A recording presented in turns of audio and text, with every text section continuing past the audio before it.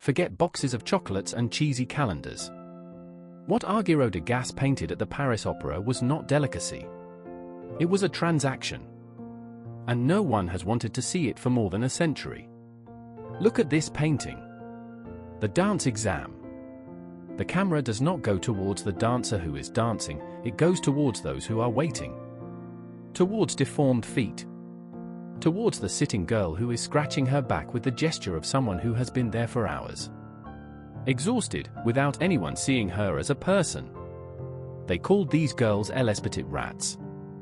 The little rats. They came from the poorest families in Paris. Ballet was not his dream. It was their only way out of hunger. Degas knew it. And he chose to paint everything. Notice the men in black in the background. Top hats in the dark. Those are the subscriptions.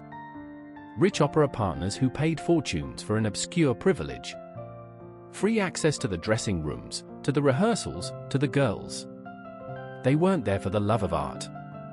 They were looking for protection. And in 19th century Paris, that had a name that no one spoke out loud. Degas, aristocrat, misanthrope, relentless observer, decided that the world should see it. Even if it was subliminally. Even if we had to wait 150 years to understand it. His technique says it all. When critics of the time asked him why he painted women so crude, so graceless, he responded that his models were animals cleaning themselves. I wasn't looking for beauty. I was looking for the mechanics of the exhausted body. The yawn. The painful stretch. The fit of a stocking. The deformation of the real stress. While his contemporaries idealized, he documented. His brush had no mercy because the system he portrayed had neither. And therein lies the paradox that will haunt you the next time you enter a museum. Degas turned exploitation into the most desired aesthetic of Impressionism. He made us look at abuse and we called it gentleness.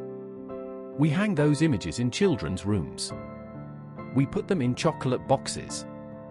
We turned them into the symbol of everything that is fragile and beautiful. The next time you see one of his dancers, don't look for the music. Look for the silence of the girls who didn't want to be there. Look for the shadow of the man in the top hat waiting on the side. Because the most intelligent art is not the one that shows you what you want to see. It is the one that forces you to look at what you would rather ignore. If this journey through art history has touched your soul, subscribe to Crónicas del Pincel and activate the bell. The next story awaits you.